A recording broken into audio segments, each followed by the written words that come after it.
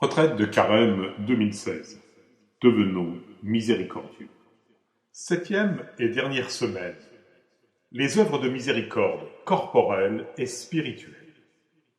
Dans Luc, au chapitre 4, verset 18, « L'Esprit du Seigneur est sur moi, car il m'a consacré par l'onction pour annoncer la bonne nouvelle aux pauvres. » Chères retraitantes et retraitants, notre retraite de Carême se termine. 40 jours où, poussés par l'Esprit, nous sommes allés au désert pour approfondir notre union à Dieu et lutter contre notre adversaire. Est-ce que Jésus, à la suite de sa retraite au désert, a repris sa vie normale à Nazareth? Non. Il a annoncé la venue du royaume de Dieu et a manifesté les signes de sa présence au milieu de nous. Alors, en ce qui nous concerne, quel choix allons-nous faire? Est-ce que nous allons être satisfaits de ce temps de recul, de jeûne, de privation? Est-elle un héros, être fier d'avoir pu poser de tels actes? Allons-nous être déçus de n'avoir pas pu tenir nos engagements et raser les murs de l'Église en se disant qu'on fera mieux la prochaine fois? Dans les deux cas, le problème est mal posé. Nous n'avons à être ni fiers, ni déçus.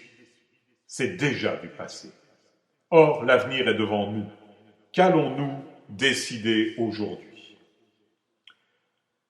L'appel à être miséricordieux, comme notre Père du ciel est miséricordieux, ne trouve pas sa source en nous, mais en lui.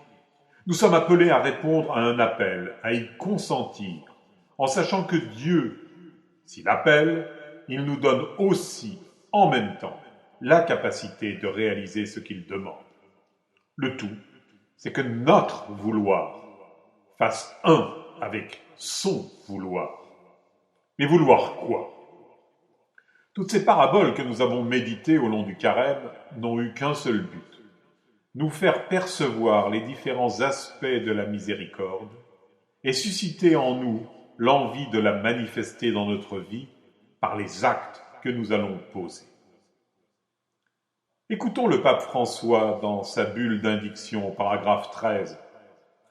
C'est un programme de vie aussi exigeant que riche de joie et de paix. Et il nous donne quelques conseils dans ce même paragraphe pour se rendre capable de miséricorde. Premièrement, nous mettre à l'écoute de la parole de Dieu. Deuxièmement, retrouver la valeur du silence.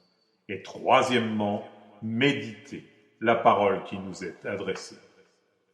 Et il continue en disant « C'est ainsi qu'il est possible de contempler la miséricorde de Dieu et d'en faire notre style de vie. » La prédication de Jésus nous dresse le tableau de ses œuvres de miséricorde pour que nous puissions comprendre si nous vivons, oui ou non, comme ses disciples.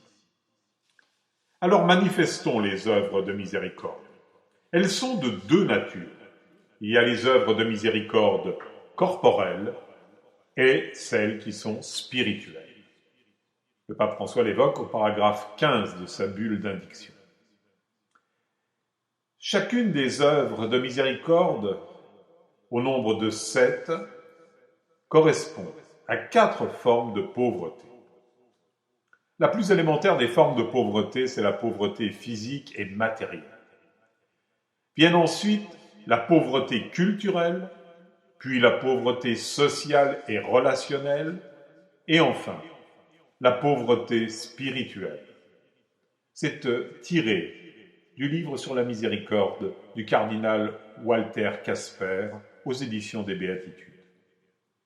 Pour y remédier, 7 œuvres de miséricorde sont à mettre en œuvre. Alors, les œuvres de miséricorde corporelle consistent à, premièrement, donner à manger aux affamés, deuxièmement, donner à boire à ceux qui ont soif, troisièmement, vêtir ceux qui sont nus, quatrièmement, accueillir les étrangers, cinquièmement, assister les malades, sixièmement, visiter les prisonniers et septièmement, ensevelir les morts ou s'occuper des morts. Quant aux œuvres de miséricorde spirituelle, elles aussi au nombre de 7, nous pouvons y trouver, premièrement, conseiller ceux qui sont dans le doute. Deuxièmement, enseigner les ignorants. Troisièmement, avertir les pécheurs. Quatrièmement, consoler les affligés.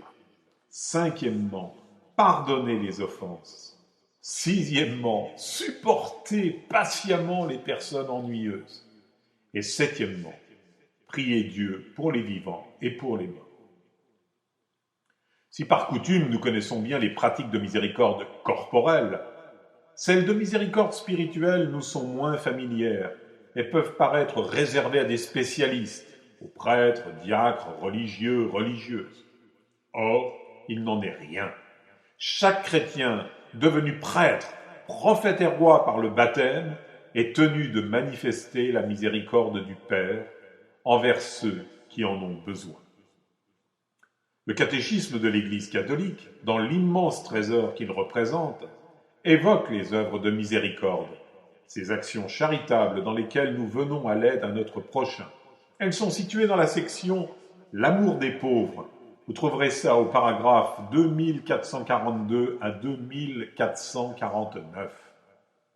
L'intérêt particulier de cet emplacement réside dans le fait que les œuvres de miséricorde ne sont pas un dédouanement de ce qui est dû en justice à tout homme, selon ce qu'enseigne le Concile Vatican II. Ce carême 2016 a revêtu un caractère particulier, parce qu'il est enchâssé dans cette année sainte du jubilé de la miséricorde.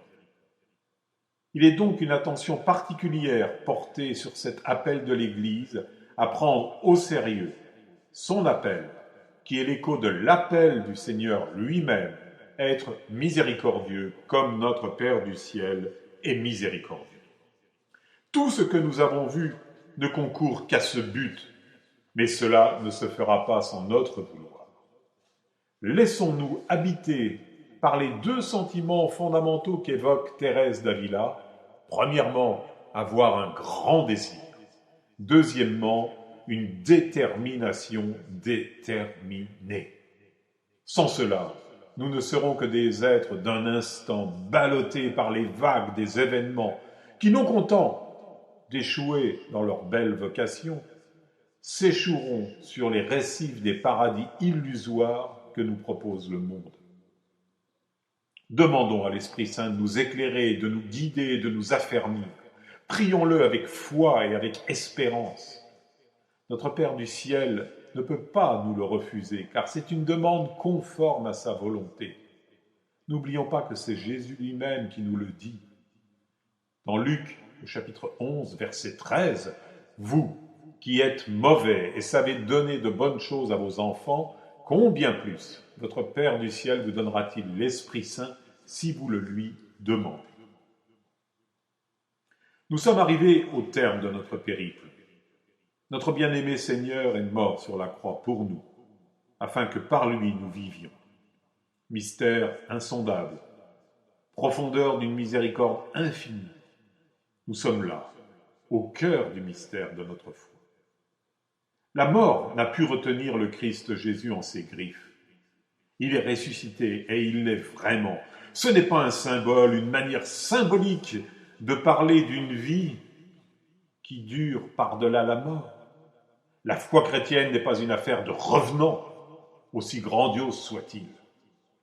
Les apôtres se croyant en présence d'un esprit qui leur apparaissait, Jésus leur a demandé de le palper, de lui donner à manger, afin qu'ils constatent qu'il s'agit bien d'un vivant en chair et en os.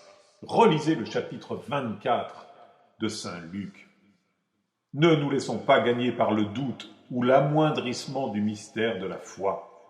Comme Jésus le dit à Thomas, ne deviens pas incrédule, mais croyant. Dans saint Jean, chapitre 20, verset 27. Oui, Thomas croyait en Jésus, jusqu'à un certain point. À la croisée des routes, il lui a fallu choisir de prendre le chemin de la foi ou celui de l'incrédulité.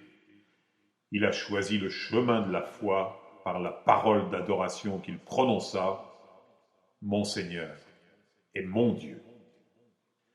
Il en est de même pour nous. C'est un choix que nous devons faire. Être miséricordieux ou ne pas l'être. Je vous propose 3 méditations. Dans la prière, prenons la décision de devenir miséricordieux comme notre Père du ciel. Deuxièmement, profitons des 50 jours qui nous séparent de la Pentecôte pour aiguiser notre désir d'être renouvelé dans l'Esprit Saint. Troisièmement, je vous invite à lire avec profit les œuvres de miséricorde corporelle et spirituelle dans le texte officiel du Jubilé de la Miséricorde aux éditions MAM, ou alors de lire La Miséricorde, clé de la vie chrétienne du cardinal Walter Casper aux éditions des Béatitudes. Le pape François en parle en disant « Ce livre m'a fait tant de bien ». Notre Seigneur Jésus est mort, il est ressuscité, il est vraiment ressuscité.